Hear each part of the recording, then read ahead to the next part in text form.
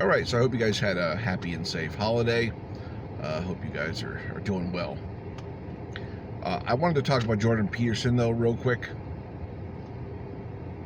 So for whatever reason, the right wing has adopted Jordan Peterson as one of their own. Maybe he just is a right winger. I don't even know. But the fact is, right wingers love Jordan Peterson.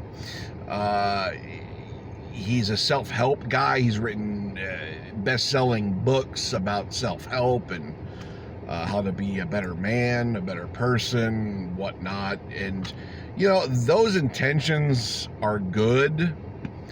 But for the lot of us on the left, we've condemned this guy.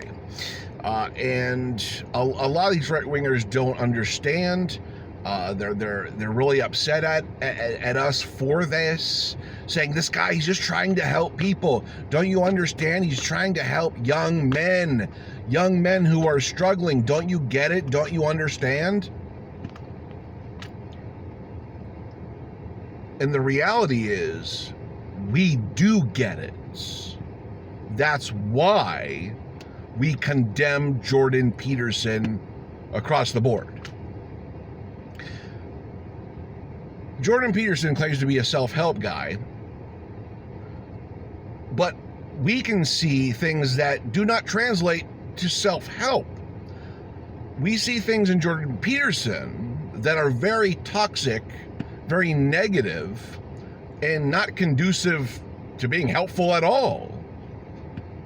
And the right is turning a blind eye to them, one, or two, they're embracing them. And the things I'm talking about transphobia, number one. Jordan Peterson is an unapologetic transphobe. He's very open about it. And so we condemn him for that. We're not having that. We're not going to have him demonize our trans friends. We're not going to tolerate that at all. So that's pretty high on the list. And that feeds into other stuff like patriarchy. He's very patriarchal, upholding traditional values. You know, a lot of typical conservative stuff you've heard, and that you've disagreed with your whole life. I mean, it's nothing new. So, you know, there's that. There's many reasons why we just don't like this guy. We don't see Jordan Peterson as being someone helping young minds who are struggling by giving them toxic patriarchal advice and views and feeding them things like transphobia. We don't see that as being helpful in any way. It's the exact opposite. It feeds in to this toxic stream of anti-trans bigotry that we see on the right wing on a daily basis. Turn on any right-wing media today, and you will hear an agenda across all of it. Joe Rogan, Dennis Prager, Ben Shapiro, name your right-wing favorite, and they will have a daily conversation going, literally every day, that is transphobic in nature, that fundamentally demonizes these and other people in the LGBTQ community.